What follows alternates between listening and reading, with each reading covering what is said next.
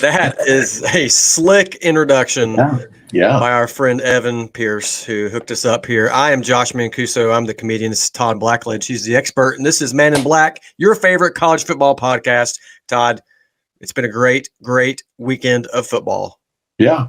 It's hard to believe. I mean, it seems like the college football season takes forever to get here. And then once it starts, it flies by. I mean, we're already halfway through the season, and it's been quite a season so far. That's for sure. It's been good, and we're right in the thick of fall. Are you, you guys all, does your wife decorate for fall? You guys got fall decorations hanging around the house? Well, my wife went yesterday to the farmer's market. I think it's the last weekend it's open, and bought, I think, $300 worth of pumpkins. So we have a bunch of pumpkins.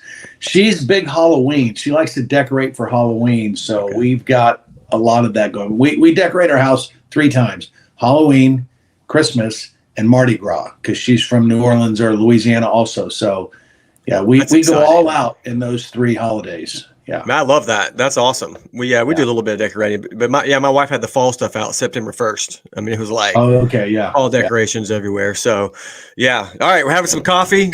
Good morning to everyone, and let's get started here with our recap from week 6. We had some really good games.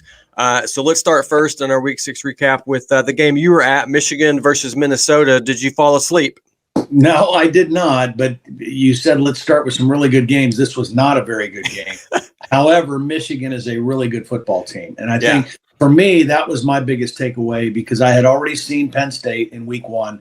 I'd seen Ohio State a couple weeks ago, and now I got a chance to see with my own eyes Michigan.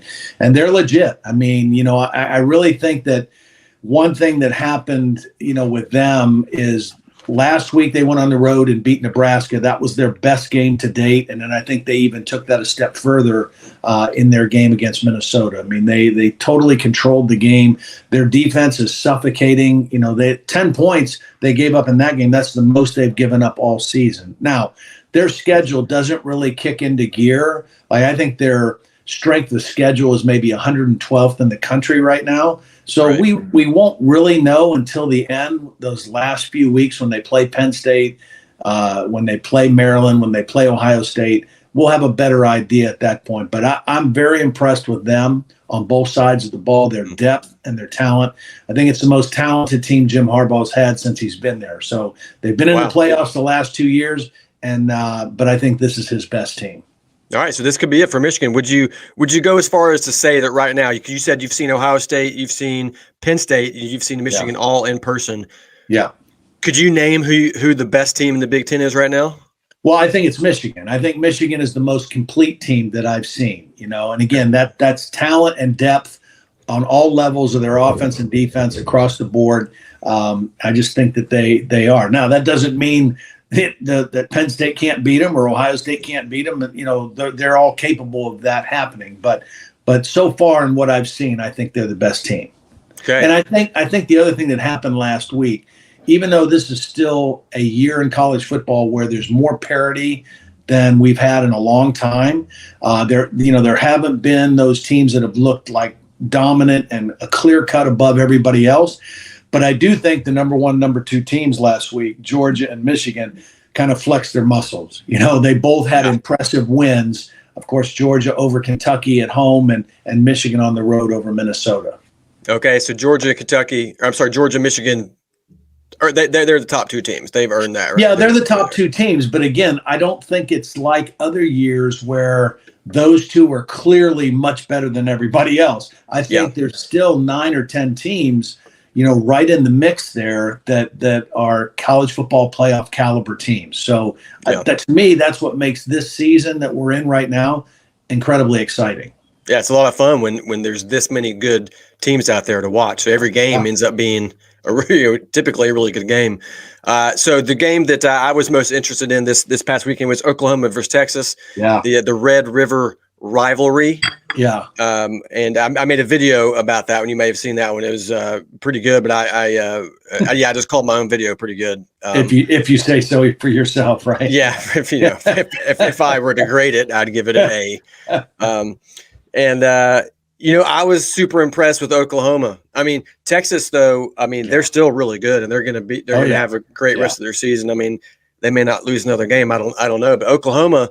So I spent some time in Oklahoma this summer and got to meet some of the running backs and some of the team. I met Coach Venables. I met Dylan Gabriel, their quarterback, and was super impressed with all of them, and came back, a bit of an Oklahoma fan. So I was really rooting for them to do well. And man, their offense is just amazing to watch. Now, they haven't been tested a whole lot really this year with the teams they've played, but against Texas, they finally played an evenly matched team, and they showed up and they found a way to win the game despite Texas coming back there to end. They still did it, and just super impressed with Oklahoma, man. Boomer Sooner. Yeah. Well, so a couple things about that game. First of all, it is a great rivalry game. And I've been fortunate enough at my previous place of employment to be able to do that game 5 or 6 times. And, it's always a noon game or 11 a.m. Central game in Dallas at the Cotton Bowl in the middle of the state fair. There's only 3 games left in college football where in the middle of the season or in the regular season, you have 50% one team in the stands, 50% the other team. It's the Oklahoma-Texas game. It's Florida-Georgia in Jacksonville, and it's the Army-Navy game at the end of the year. And there's something really special when the stadium is like that, because the electricity in the stadium never dies down, because one side is always happy, So it's a great environment.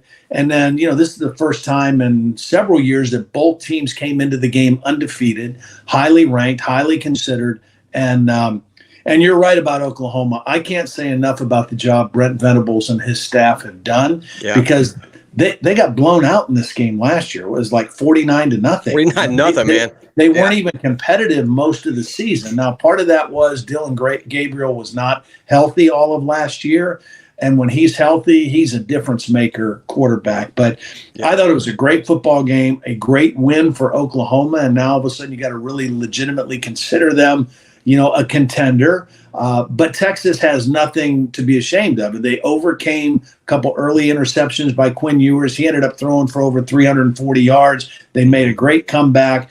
They scored what they thought would be enough to win the game, but they left too much time on the clock for Oklahoma and Dylan Gabriel. So it was a great finish, tremendous football game.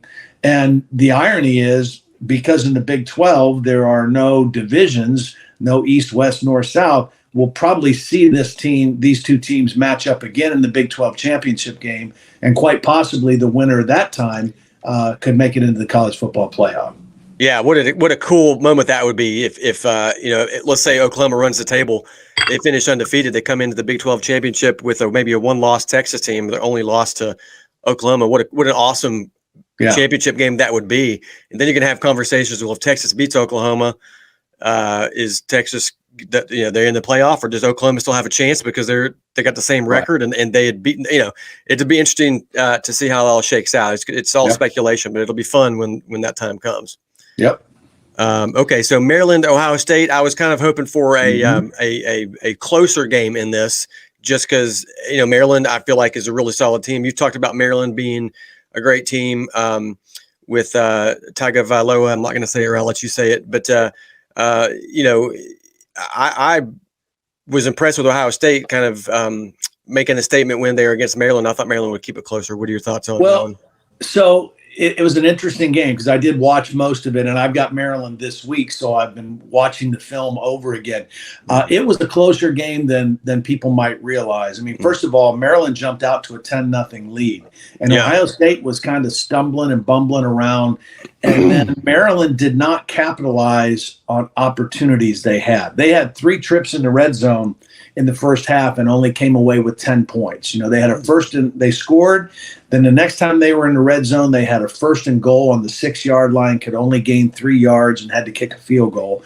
And then Talia threw a pick 6, and that made it 10-7 and kind of brought Ohio State back into the game. And then right at the end of the half, it's 10-10.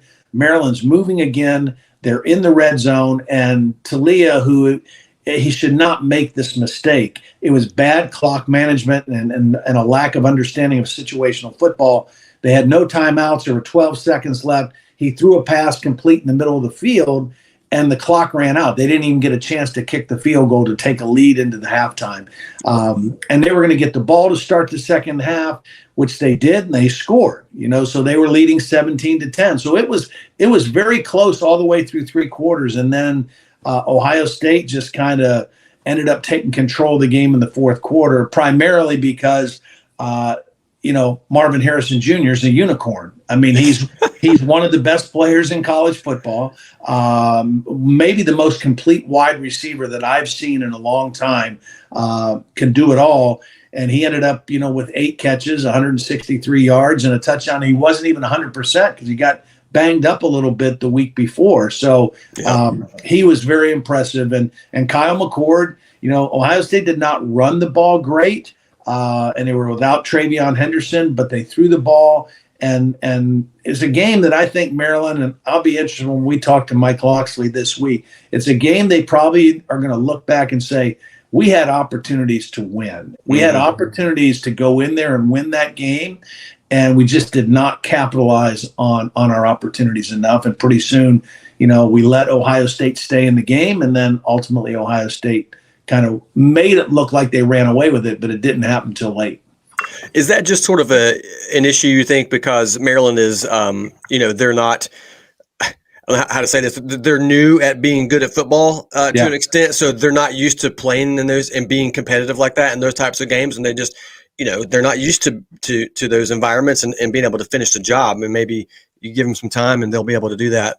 Yeah, I think there's a lot to that. And I think, Mike Locksley, who I think is a really good coach, and this is the first year that he has said of his team, okay, we are finally in year 5. We're at a place where we can feel like we can compete for a Big Ten championship. Well, that means they've got to beat the 3 big boys ahead of them, or not all of them, but some of them, Ohio State, Penn State, Michigan.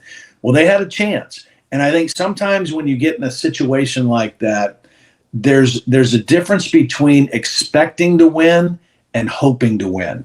And if you just hope to win, sometimes you don't make the plays that you would be more confident to make if you really were expecting to win. And so I think that's where Maryland's at right now. They were in position, but I don't know if they really truly believed that they were capable of doing that, beating Ohio State and Columbus, and ultimately they didn't. But I think they'll grow from this and learn from it, and they'll have 2 other opportunities, right? They'll get a game against Penn State. They'll get a game against Michigan down the road. Yeah, absolutely. Well, you mentioned Marvin Harrison Jr. That guy's got good genes. We know that for sure. He comes from good stock. And as far as the quarterback, not managing the clock is, well, I know a quarterback, Todd Blackledge from Penn State, back in 1955. He would have managed that. He would have managed that clock perfectly. When was it? I'm sorry. Was it 50? When was it? 56? No, it was not. No, it was 82. Oh, 80, sorry. 80, 81, 82. Yeah. Okay. I got confused there. I forget. Okay. Todd's he's used to my joking about him being older. So, all right. Another game that I thought was pretty interesting was USC versus Arizona. Yeah. So Arizona seems like a team that could be disrupting some folks here. That's 2 teams they've taken down to the wire that are solid. USC apparently has no defense. So if anyone's got a defense, you want to give them to the USC. they could use one. Maybe they could get one, borrow one from somebody else for a while. But all right, USC and Arizona, high scoring game. USC pulled it off. How much longer can they keep doing this before somebody gets them? Yeah, I mean, when they play really good teams, I don't know that they can continue to do that. They're going to have to play better defense. Now, let's give credit to Arizona because Jed Fish, their coach, is a really good coach. He's done a nice job there. They're very competitive. They had a backup quarterback playing in this game, and he threw for over 300 yards. So he played well. They competed well. The good thing for USC, they still have Caleb Williams, who is another unicorn. There's about 4 unicorns in college football. We already talked about Marvin Harrison. Caleb Williams is one of the other ones. He won the Heisman last year. He's playing even better this year. And he's got the team on his shoulders right now. And so, he doesn't panic. He just makes plays. He steps up when they need him to step up. And, he did it again, kind of pulled a rabbit out of the hat there at the end of the game. But when you think about USC playing Oregon or Washington or Utah, some of those teams down the stretch, even Notre Dame this week in South Bend, they're going to have to play better defense. They can't just hope to outscore everybody, in a shootout kind of game. It'll come up and it'll catch up to them at some point. Yeah, for sure. Arizona, they may be better than people thought possibly. Their coach's name is Jed Fish. Yeah. Not spelled Fish. There's a C in there too, like Fisch. Oh, of course, they had to go and make it difficult on everybody by throwing a C in there. But Jed Fish, what a great! That sounds like a good old boy name right there. All right, cool. Well, you mentioned 4 unicorns. Since we're on that, do you want to go ahead and you gave us 2, Marvin Harrison Jr. and Caleb Williams. Who are the other 2 unicorns playing college football right now? Yeah, well, the other. Maybe there's only 3. I thought there was 4. Well, for sure there's 3. The one of them is Brock Bowers of Georgia. Right. The tight end / wide receiver is, I think he has kind of set a new standard for the tight end position in college football because he's got great ball skills like a wide receiver, but then when he catches the ball, whether it's on a quick screen or whatever, he's like a running back. I mean, he makes people miss. He breaks tackles. His yards after the catch are off the charts. And that's what I think makes him the special player he is. So, there's a lot of really good tight ends in the NFL now that are receiving threats. And Brock Bauer will be a great NFL player after his time at Georgia is done too, because he is so good catching the ball and then what he does with the ball after the catch. And, really last week, if Ohio State didn't have Marvin Harrison step up, I don't know if they beat Maryland, And the week before, now Georgia didn't have problems with Kentucky, but the week before at Auburn, that was a close game. And if they don't have Brock Bowers step up in the right moment, they might not beat Auburn. So those 2 guys are really spectacular. And again, Caleb Williams and I think there's another one, but he's skipping my mind right now. But if I think of him, I'll bring him back out. Yeah, you probably text me in the middle of the night tonight. Yeah, I remember the 4th unicorn. 4th unicorn, yeah. Yeah. Well, I think Brock Bowers is amazing, and quite frankly, Travis Kelce needs to watch out because Taylor Swift may have a new love interest when this season's over, and his name is Brock Bowers. Yeah. So, do you think that's all real or not? What is your take on that? I mean, do you think the relationship is legit, real? Do you think it's just a promo, like a PR stunt? I think it's real, man. I think they're deeply in love, and it's good. We're going to see a Travis Kelce, Taylor Swift wedding soon. Trailer Swelsey. That's what I've called them. What do you think? Or is it real? Or is it all just pretend? No, I don't know. I don't think it's pretend, but I don't know. On a scale of 1, something about it just seems a little fishy to me. Fishy. Some of it seems a little Jed Fishy to me. Seems a little Jed Fishy to me. Yeah. That's pretty good. That's pretty. On a scale of 1 to 10, how much do you care about the Travis Kelce Taylor Swift relationship? Yeah, I maybe a 2.5. Okay. All right. Yeah. So I may give it a 3. And that's nothing against either one of them. I think she's tremendous performer, and I love him as a football player. I just don't really care to know about their personal life. Right. So. Yeah. It's not that interested. It's fun for some folks. But we're all about football here on the Man in Black podcast, and that's what we're talking about. So let's get to the next game, which was Louisville Notre Dame. I wasn't even thinking about Louisville before the season started. So where'd they come from? Why are they beating people? I thought Notre Dame was going to be awesome. What's happening here? Well, Notre Dame ran into a tough little stretch here, right? So they lost at home to Ohio State in a game they should have won. I mean, credit Ohio State for making the drive at the end of the game to win, but Notre Dame should have won that game. Then they go on the road in the ACC to Duke and had to fight to survive and win that one down the stretch, all right? An undefeated ACC team. Then they got to turn around and do the exact same thing, go on the road in the ACC again to another undefeated team. Louisville is probably the most surprising undefeated team in college football right now. Jeff Brom as the new coach in year 1, he played at Louisville. It was like a native son coming home. He left Purdue. He did a good job at Purdue, but Louisville was home for him, and he went back. And they got a really good football team. And the thing about this game, the Louisville Notre Dame game, is you know, it was won in the trenches and at the line of scrimmage. Louisville was the better team at the line of scrimmage. They outrushed Notre Dame by over 100 yards. They sacked Sam Hartman 5 times. They pressured him into 3 interceptions. They were the more physical, better team from start to finish in that game. And so that was a very, very impressive win for Louisville. So now you've got, you know, all of a sudden you've got 3 undefeated teams in the ACC that are all very capable. Florida State, everybody thinks is the best.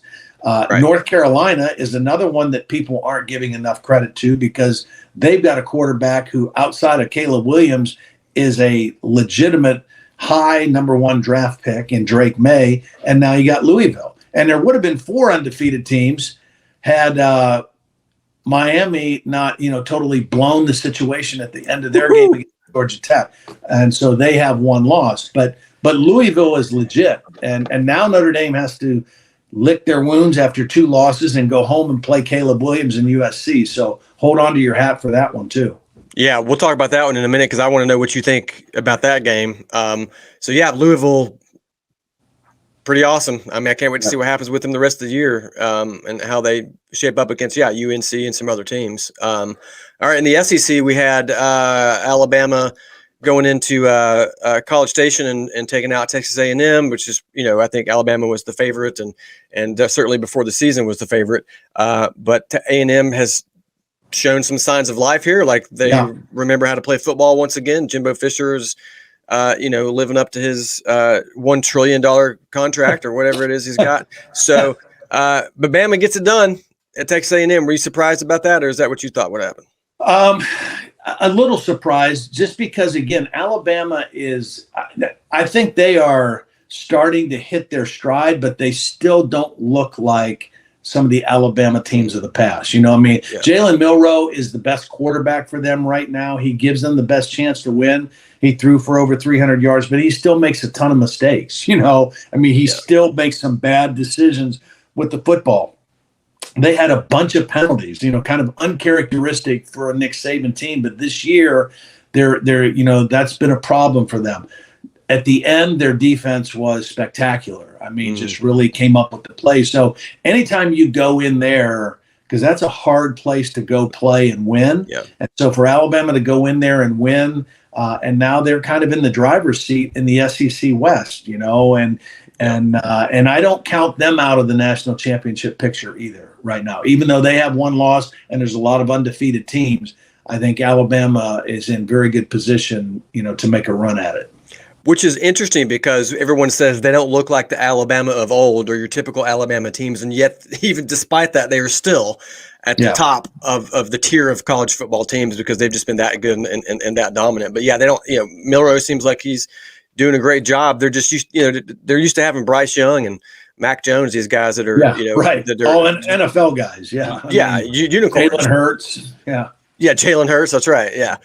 Yeah. Well, you know, it'll be interesting to see what happens with Bama going forward. I think, of course, I'm hoping, you know, Tennessee goes into Tuscaloosa and trips them up there, but that'll be a tough one in a couple of weeks. Another game, Washington State versus UCLA.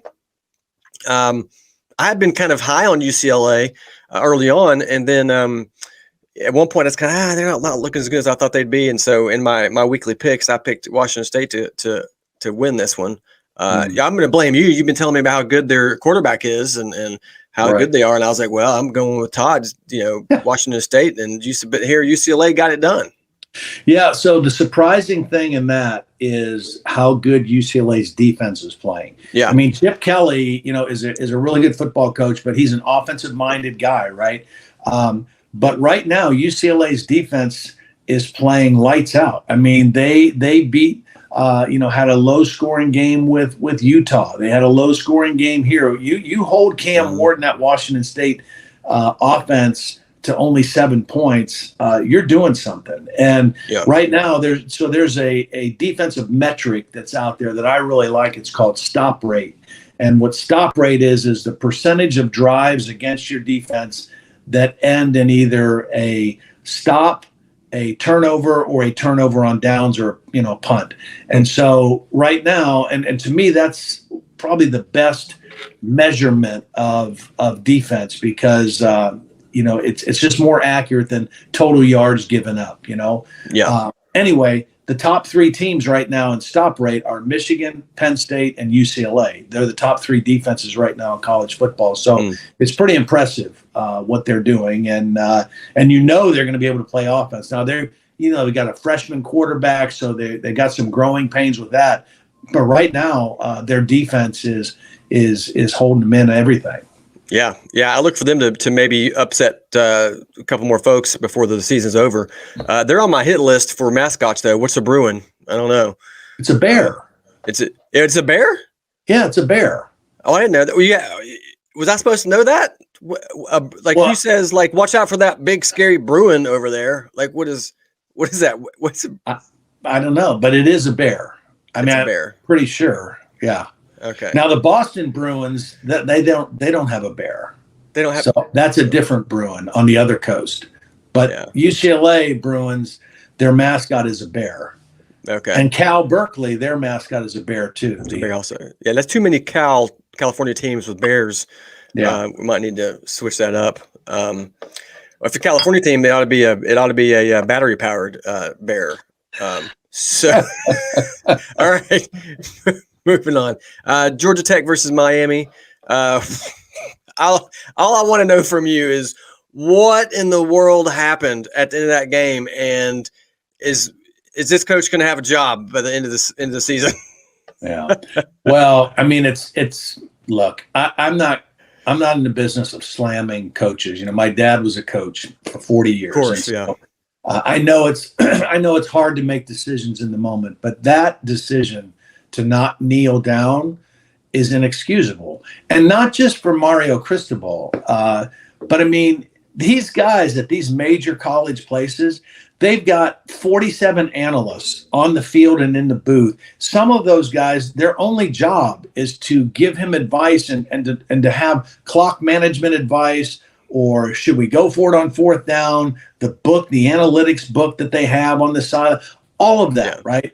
I mean, somebody has got to let him know, if he doesn't know for himself, we don't need to run another play. Kneel down and let's get out of here with a win. And so, I mean, there's, and he's owning up to it, and he's not going to get fired, but this is going to hang over his head for a long time. I mean, they should be undefeated, one of the undefeated teams in the ACC. And instead, they got this ugly, ugly loss to a very average Georgia Tech team on their resume. Yeah, that's a rough. Imagine going undefeated the entire season and looking back, and this is the one loss that you had. What a rough one that would be. Yeah, no, of course they shouldn't fire him or anything, but I feel sorry for the guy. What a rough way to all the great coaching he's done over the years, and now he's being talked about because of this one blunder at the end of this game. But maybe could it be less of his fault and more of an analyst's fault who you can't put the blame anywhere else. I mean, you've got it's on you. You got to take. I mean, you're the one that's getting paid $7 million a year, whatever it is that he's getting paid to leave Oregon to go to Miami. They gave him a heck of a deal, so he's the one that has to take the responsibility. Yeah. All right. Well, Super Mario, not so super on this day. All right. LSU, Missouri. Last game we're going to go over from this past week. LSU, Missouri. Great game. It was easy to pick. Tigers win. So, right. LSU. I mean, they've got 2 losses, but man, they look strong. Sometimes they look really good. Missouri is way better than I thought they'd be. But a good game for the Tigers. Any notes from this that you took away? Yeah, I mean, so I'm not going to put him in the unicorn category, I don't think. But Jaden Daniels is the other quarterback other than those Pac-12 guys that needs to be talked about because he's playing incredible football. He was really good last year in his first year at LSU and got better and better as the year went on. He's played at an incredibly high level this year. I mean, last week he had over 500 yards total offense. This past week, 400 and some yards of offense, 5 total touchdowns. And, I don't know what's happened to LSU's defense, but they look a lot like USC. I mean, these are LSU. The only way they're winning games right now is they've got to just really outscore people and blow people out. So, but Jaden Daniels has played extremely well. They've got talented receivers, which LSU has always had big time receivers. And then Missouri is a good team. Eli Drinkwitz, the coach, has done a nice job with them. That was their first loss of the season. And now they'll get a chance to bounce back against Kentucky, I think. And Kentucky, that was their first loss at Georgia. So two teams that'll, have really good records in the SEC. They'll try to get back to their winning ways. It's amazing seeing these teams like Missouri, who's got to be, compete with, there's other teams in the SEC, especially the East. I mean, Tennessee, Florida, Georgia, and then in the West, those big teams for recruiting and stuff. It's like, man, are there enough players to go around that a school like Missouri can get some of these?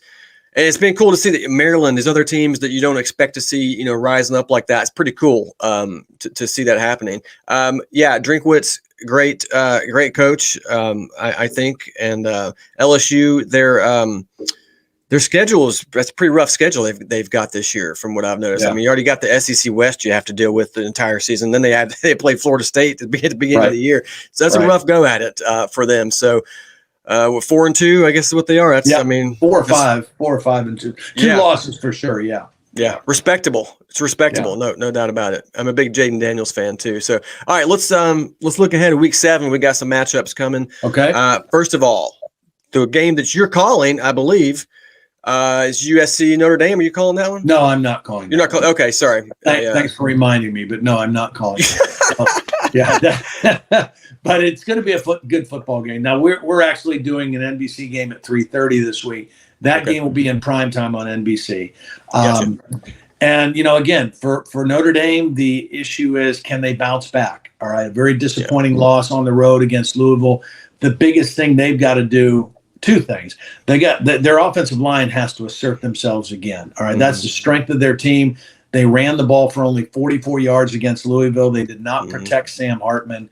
They've got to do both of those things much better to have a chance against USC, because they've got to limit the number of opportunities Caleb Williams gets on the field with the football. They've got to sustain drives. They've got to possess the football, and they got to really limit the amount of times he has, because he'll score. I mean, he'll score. They're skilled people, and the speed they have will be a real problem for Notre Dame. And if you give them too many opportunities, they're going to score enough points that you're going to have to play catch up. And Notre Dame's not really built right now to play catch up. They have to play from the lead. Okay, yeah, I can see USC winning this game, maybe pretty handily. I don't know. We'll see what happens. But if you're gonna pick it, can you pick it? You're gonna pick this game right here on the podcast? Who wins this? You know what? I'm gonna go out on a limb, and I'm gonna say Notre Dame wins this game. Yeah. Yeah. Okay. I'm gonna go back and I think Notre Dame will find a way to get it done. The Irish maybe going to get it done. It's a home game, right? They're in. It's a home game at night. South Bend, last time we were there for a home game at night against Ohio State, they let one slip away. But it'll be a great atmosphere. This is one of those great rivalry games that has been around forever, and it'll be a fun one to watch. It's going to be fun to watch, absolutely. Yeah. And that's the night game. I'm not going to be able to watch your game. I'm going to be on Saturday. I'm flying to Disney World. Ooh. So yeah. But I may get to watch the USC game. So now wait a minute. Now, you claim to be a college football fan, right? Yeah. Okay. So I mean, and you live in SEC footprint country, right? Yeah. So I would say going to Disney World during football season is about the same as scheduling a wedding, a fall wedding. Yeah. I mean, what? You talk to Mrs. Mancuso. Yeah, who wears the pants in the Mancuso home? That's pretty clear. What we're figuring out right now. Okay. Yeah, I'm like, well, we could go. We got a whole Monday through Friday fall break, but no, we gotta fly out on a Saturday because of whatever reason. So, sorry, honey, I'll be checking my phone the whole time, looking at scores, and so I can be prepared for my podcast with Todd. All right, Oregon at Washington. Great football game. Football game. Yeah. 2 future Big Ten teams. This will be a Big Ten game next year, which is kind of freaky to think about, right? Yeah, that's weird. But 2 teams that are both playing high-level football. They both had the week off last week. Yeah. Oregon led by Bo Nix at quarterback in his 19th year in college football. And Washington, Michael Penix Jr., they're both transfers. Michael Penix Jr. came from Indiana. Bo Nix came from Auburn. They are both playing elite level football. And it's a real heated rivalry anyway. I don't think these two teams care for each other all that much. They both have in-state rivalry games, but the Oregon-Washington game has always been very intense. So, and that's a very important game in the Pac-12, and because the Pac-12 has not had a team in the college football playoff for several years now. I mean, they had Oregon the first year, they had Washington either the second or third year. They haven't had anybody since, and this might be the best opportunity they have to get a team in there. But this game will be a very important one. Yeah, it's going to be a good one, and I'm going to go on a limb here, and I'm going to use my extensive knowledge of college football and all the film I watch and whatnot to say that I think Oregon goes up north there to Washington and just dismantles the Huskies. I think I don't even think it's going to dismantle. Okay, I don't even think it's going to be close. I think Todd Blackledge I think Washington might be overrated. Yeah. Okay. Well, you know what? Just for giggles, I'm going to take the home team and take Washington in this game. Okay. And so I'll go with the Huskies. You just want to do the opposite of me, don't you? You don't. Well, I think that's where smart money would be typically. So if you're a betting man, one, yeah, bet on Todd's picks, not mine. Although I was I was 7-4 this past week. That's not bad. I was 8-3 the week before. Look, guys. Listen, they say the more you know, the better. The less you know, the better. Sure.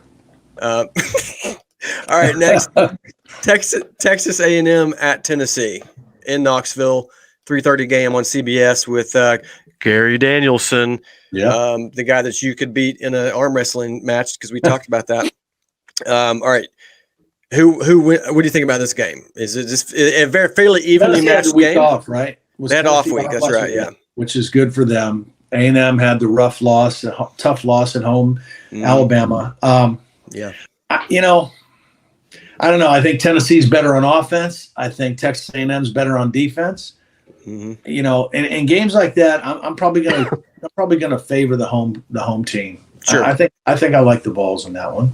Yeah, it should be a good game. Should be a good game. I think it will be a good game. I was surprised and excited to learn that Tennessee leads the SEC in I think rushing yards per game. I think or rushing something like that. Which is when they got 3 talented running backs. So I think they run the ball. They'll be in good shape. I think, but it'll be a fun game for sure. Of course, I'll be on an airplane, so I won't get to see it. But but you'll be cheering anyway. Yeah, I'll be cheering for the Vols. But all right, so we're both going Tennessee on that one. I think that's good. All right, so Arizona. I didn't know we were doing picks. Are we just picking these games too? I guess. Apparently, we're picking them too. Yeah, you're luring me into these picks. Not just a preview, but you're luring me into picks. I'm luring you into picks because I know you don't usually do picks because you're an analyst. You have to be I don't neutral. I don't normally like picking games, but I here, like so go ahead. Here we go. That's I've roped you into all kinds of things. Yeah, podcasts with me. Who knows what?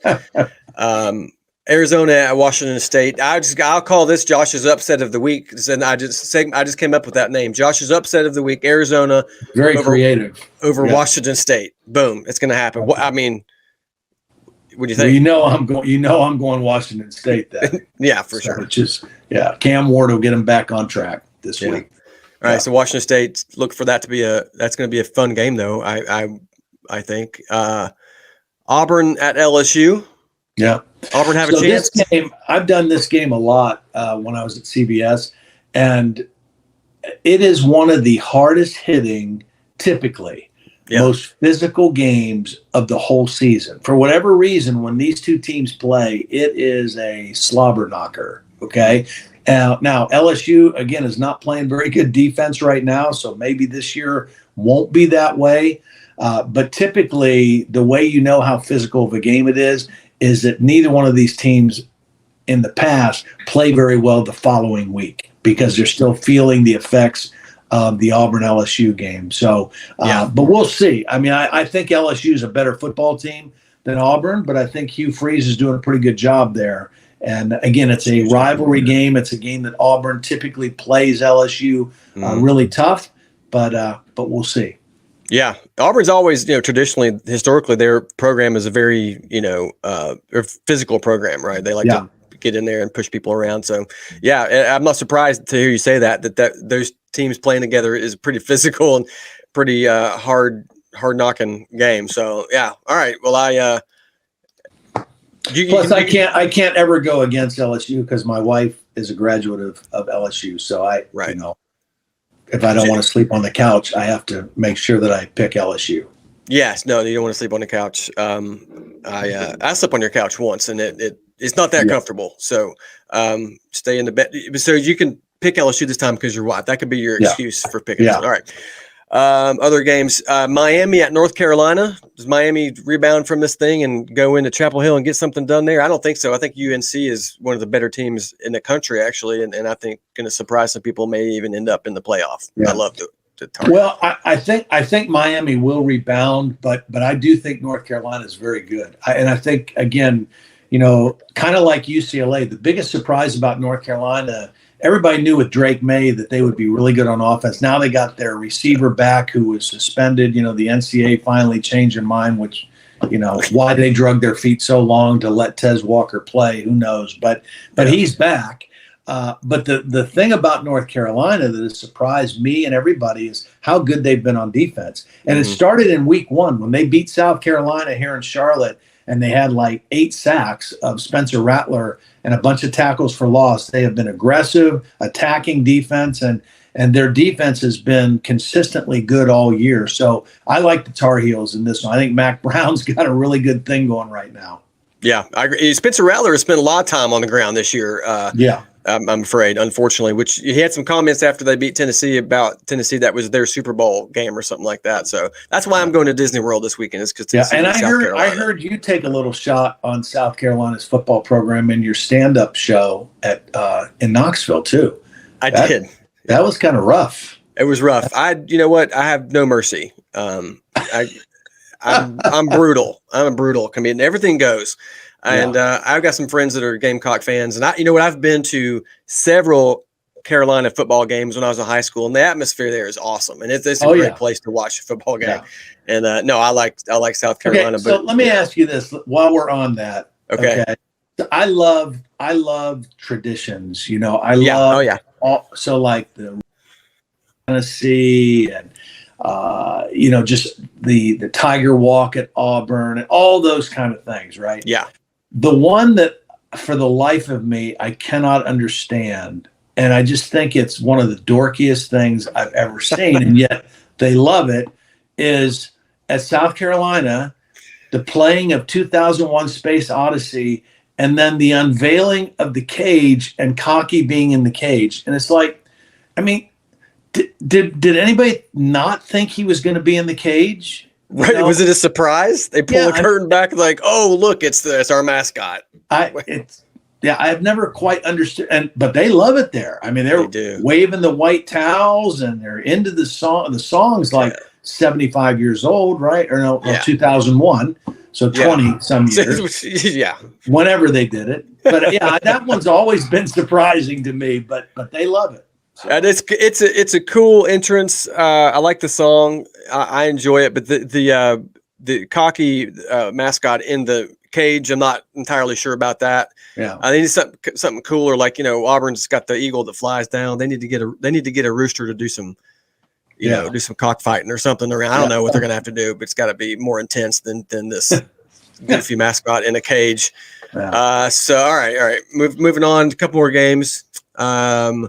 Missouri at Kentucky. Yep, two good football teams, both coming off of losses last week. Mm-hmm. Kentucky's the home team. I seriously, this one here is a toss-up to me. I can go either way. I mean, I think Missouri is more explosive than Kentucky.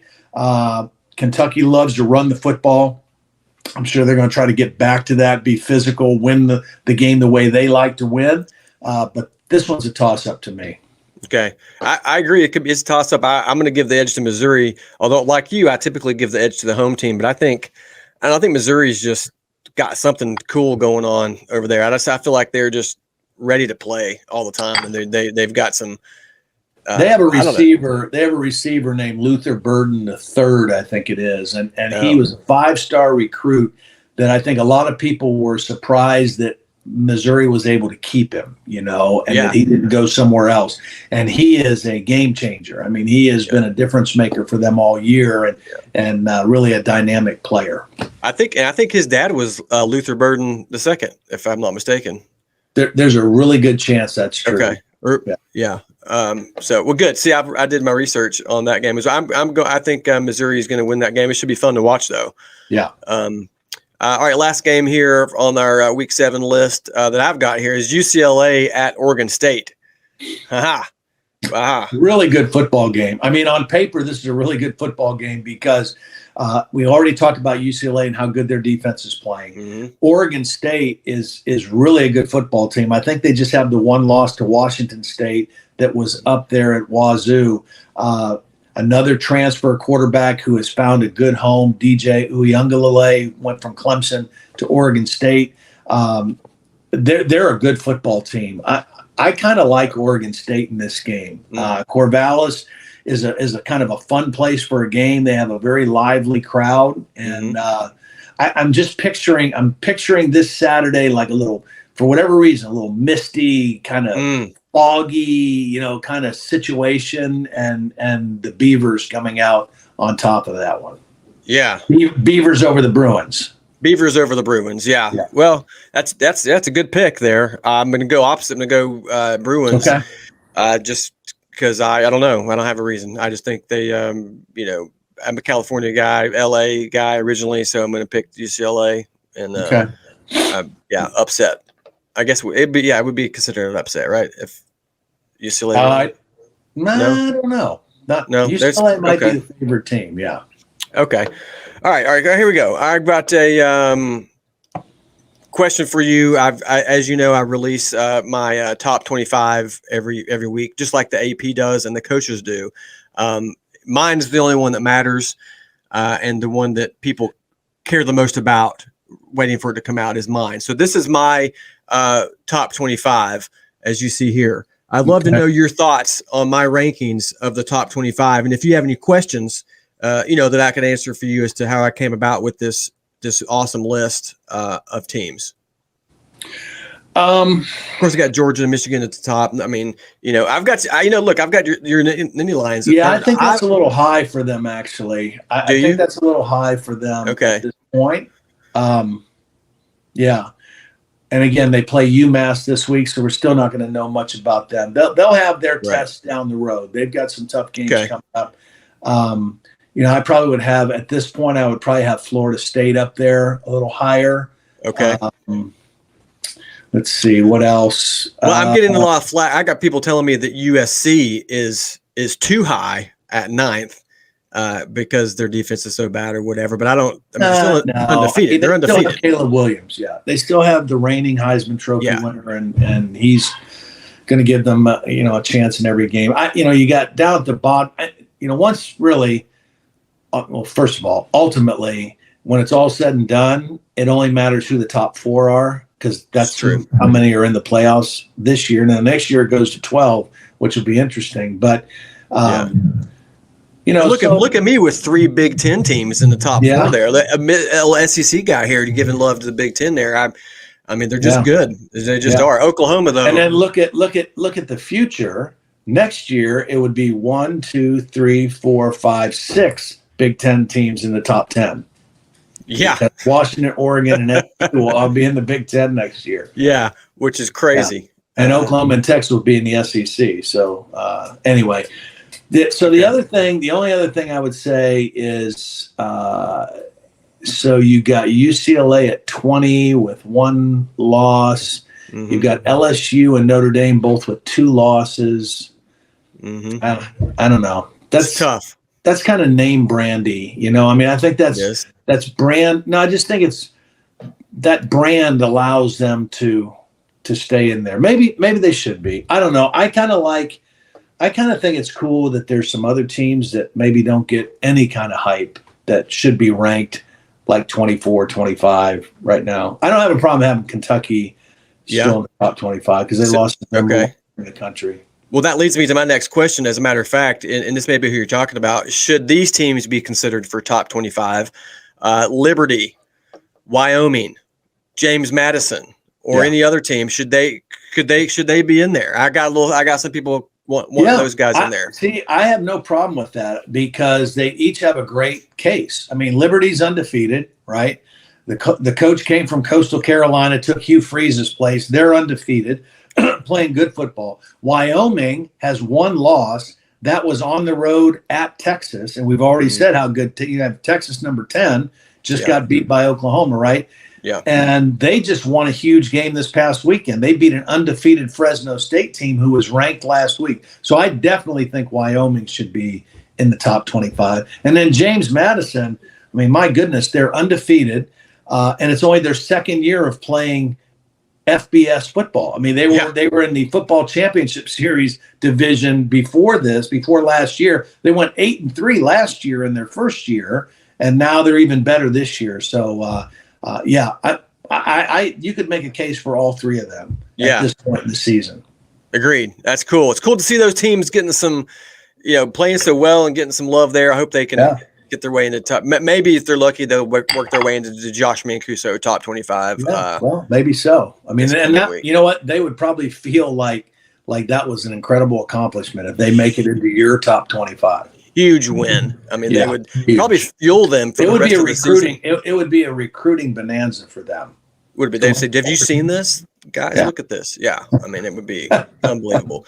Okay, I noticed at the end of the Colorado Arizona State game, things got a little frisky, and then I saw Shedeur Sanders running over to the Arizona State student section and holding up his watch and doing this whole watch thing. Did you see that? He holds up his watch and then he points to his watch and he shows it off and he smiles, makes a big deal, and then he runs away. I want to know, maybe who cares? Who cares if he does it? But I just, what do you do? What is this? What are you doing? What is that? I don't know. Why are we doing that? Well, it's a Rolex, right? I mean, I think that's part of it. I think probably part of it is that he's sporting a Rolex. An NIL induced Rolex. I don't know. No, whatever. I mean, I think the kid's a great player. And I think he carries himself very well. I think you just consider the transition he made from playing in an HBCU team last year, that level of competition, up to playing in the Pac-12. And, they lost a couple tough games. They came back and won another one here this past week. So, they've got a good thing, a really good season going on. And Shedeur Sanders is the reason that they're winning football games. He is playing outstanding football. So, I'm a big fan of the kid. I'm not sure what he's doing with the watch, but I mean, beyond that, he's really doing a great job. Yeah, look, I've got myself I believe this is a Timex. I think this is a Timex. I believe here. I'm gonna start doing that after when what you got there? A Casio? No, it's gosh, I don't even know what it's called. Fossil or something. Yeah. I'm something like that. Just I'm gonna start doing that to people. Just when I'm talking smack, like look at the watch.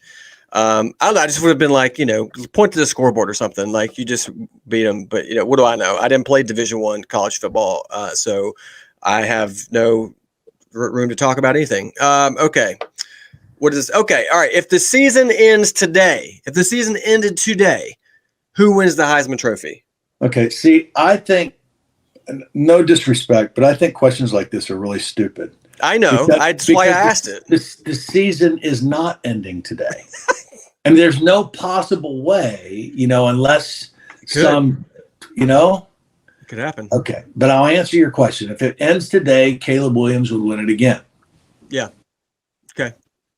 And now I'm a Heisman voter. And so to me, as we move into the month of November and guys start playing games that really, really matter, that's what I look at, because as a voter, I want to see how guys play in the biggest games on their schedule. That is as defining of a thing for my vote of Heisman as anything else. Not necessarily their stats or numbers right now, but in those games that really matter. Now, this is a game that matters for Caleb Williams. It's a primetime national audience at Notre Dame at night. against a pretty physical defense. So, a good stage for him this week. Yeah, some pretty good Heisman moments could happen for him in a Notre Dame game, and then other games he's got coming too. Okay, well, thanks for answering the question. I know you don't like those questions, but I put it in there for that reason, because I want to. Thank you. I want to see. Just want to see how you respond. Good. It's good. What would you like to know? Who I would pick? Yeah, who would you pick? I would also pick Caleb Williams. Yes, but a close second would be Jaden Daniels. The guy has been phenomenal given the teams that they've played, and he's carried them as well. Okay. If you could name the most underrated team in college football right now, could you put your finger on one or two of the most underrated teams that people are sleeping on and they shouldn't? Well, I think I would say right now I would say one of those two undefeated ACC teams, Louisville or North Carolina, and I would probably lean towards North Carolina. That maybe is the most underrated team, kind of under the radar right now. Because everybody knows Florida State's legit and thinks that they're the best team hands down in the conference. But I think those two teams, are really good. And I really like what Drake May and North Carolina are doing. So I would say North Carolina. Yeah, that's good. North Carolina, I would also I'm just picking whatever you pick. I'm just going to repeat what you say. So I'll say North Carolina for sure. Okay. Good pick. Underrated team. Yeah, really, really good pick. Yeah, thanks. All right. What else do we have? Okay. I just had to mention this. I just don't even know what to think. I just realized that JT Daniels is playing football for Rice. And I just didn't know. I didn't know if there was a limit to how many schools you could play for in your career. Apparently you can play for as many as you want. And so as many as you have years of eligibility, you can play for as many. Yeah. So he's on this is his fourth or fifth team, right? He started at SC. He was a highly recruited kid out of California, out of high school. Went to SC. And then he went from there to Georgia, I believe. Mm-hmm. And he went from Georgia to West Virginia. Mm-hmm. And then he went from West Virginia to Rice. That's only four. But I do think there was a fifth somewhere in there. It might have been. I wouldn't be surprised. I think I might be missing one somewhere. But yeah, he ought to have a couple degrees through all that as well. Yeah. Maybe a master's. I think he was going to start at Georgia, then Stetson Bennett beat him out for the job. That was the big. Well, no, he did start. He did. In fact, Stetson Bennett was not the starter in 21, the year they won their first national championship. Yeah. He was the backup, and JT Daniels was the starter, and we actually did the game. They were playing South Carolina. They beat South Carolina in Athens, and JT Daniels got hurt. And so the next game, Stetson Bennett started and never came out. So, but he was not the starter going into that year, and he ended up winning back-to-back national championships and, being the starter. So, that's good for him. All right, good. So we're going to end our time with a new segment that I'm calling Ask Todd. It's time to Ask Todd. You like that? Yeah, that's pretty cool. That's pretty cool. So we put a couple of questions out there for the folks on social media, things they want to ask you. And wouldn't you know it, that they're about food. Shocking. Favorite taste of the town spot in the SEC. This is Jeff Kate. I guess Kate, probably Kate. See, this is a tough question for me too, because I don't want to anger anybody else, any other fan base. Because I mean, I've got so many great places in the SEC, but I'm going to highlight one place in particular because it's very unique. It's called Satchel's. It's a pizza place in Gainesville, Florida. And Satchel, or Steve Ray, the actual owner, is an artist by trade. So he's got all this eclectic junk art all around his place. But he makes a deep dish pizza that is as good as I've ever had anywhere.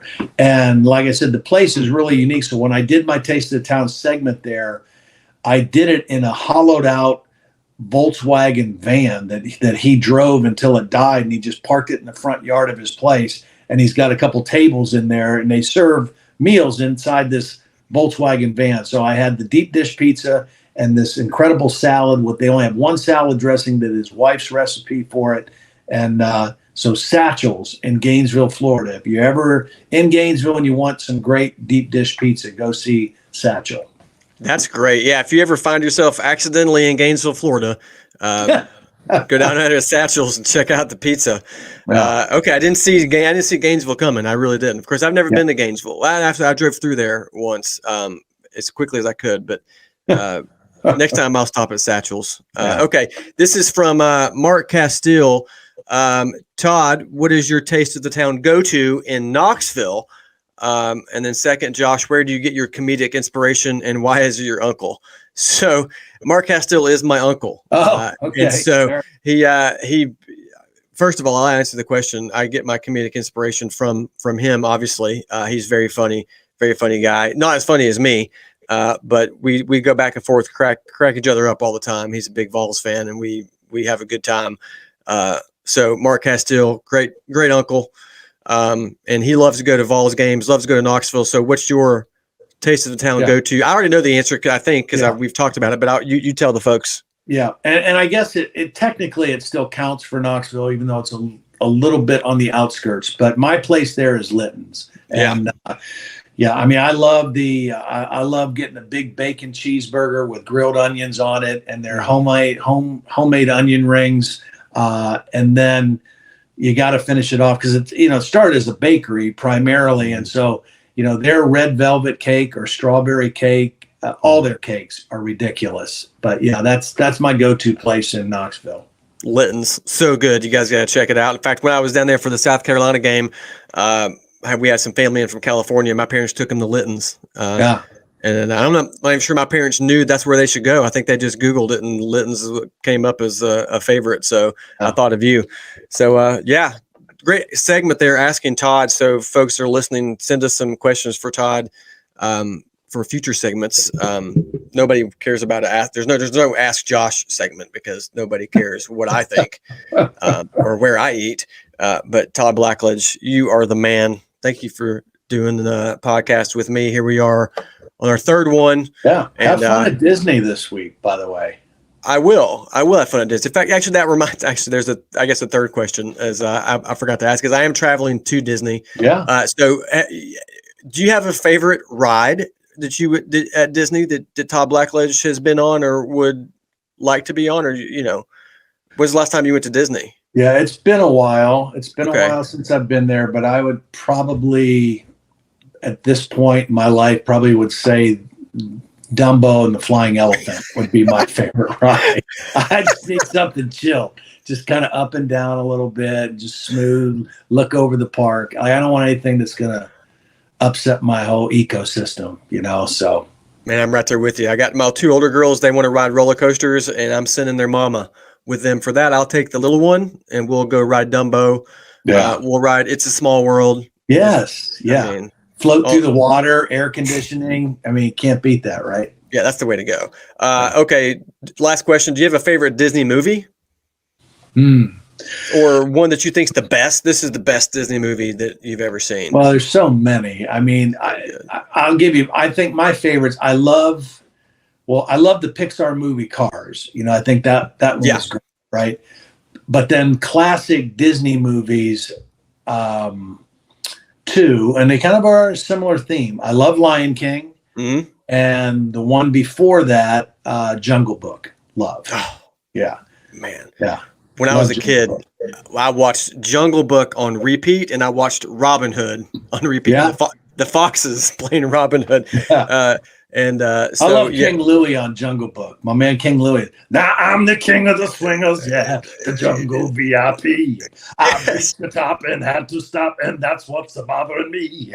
I want to be a man cub. I love that dude. Yes. Keep going, Todd Blackledge. Woo! Did you voice Louie? Because I think that was... No, I did not, but I like it. Yeah. Man, that's good. That clip's going on social media. We're done. That's it. Amazing. Well, I watched a lot of Frozen at my house because I have all girls. So and the Frozen movies they're great. They're good. I'm a big Jungle Book fan. I like the new live action movie, the new Aladdin was pretty cool. The live action one, that was pretty fun. Yeah. So yeah, I'll give you a full report when I get back. I'll be trying some foods as well, and I will let you know. So all right, last words, Todd, for the weekend. Anything? No, man, just keep it rolling. It's going to be a fun weekend. And again, we're at the point in the season now where things get real. I mean, the games all mean a little bit more now from here on out. You got to win. Got to win. Just Man in Black podcast. See y'all next week.